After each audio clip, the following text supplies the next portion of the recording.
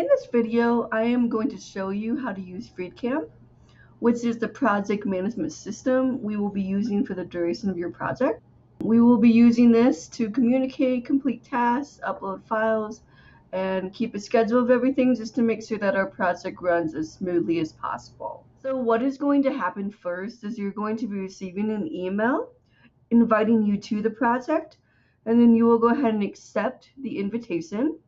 You will then be taken to a new screen to sign up. It's really simple. You can put in your email address and come up with a new password, or you can even use some social media accounts like Facebook, Twitter, or LinkedIn. So after you log in, you're going to see that you've been invited to a new project. When you first log into FreeCamp, you will be taken to the dashboard, which is a brief overview of tasks, important updates, and projects that you've been assigned to. For this example, I've created a sample project called Client Test. When you open a project, there are going to be 4 essential functions we're going to be working with: tasks, discussions, calendar, and files. First, we have tasks, which are basically assignments you and I are both going to be working with. For example, I have a task assigned to me, which is create preliminary sitemap. We have a due date of the 13th of July.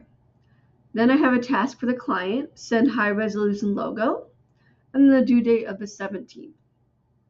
So once a task is completed, you're going to go ahead and hover over the item, and you're going to click on the pencil grayed out icon. This is where you're going to update the status of your progress.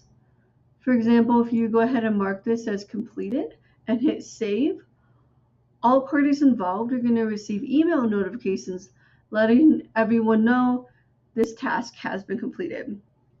The next feature is the discussion board. This is one of my favorites because it provides an easier way to communicate.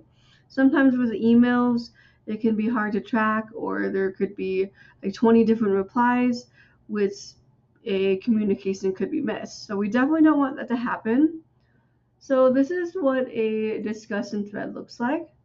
So we have, for example, if you have a question, that you would just start a new thread here, and then I would specifically reply in the comments section. And if you go in the overview, you're going to see exactly when was the last correspondence, as well as how many comments were made. The next thing is the calendar, which basically is a timeline that tracks their tasks and milestones. And the last thing is files, which is very important because this is how I'm going to receive content from you.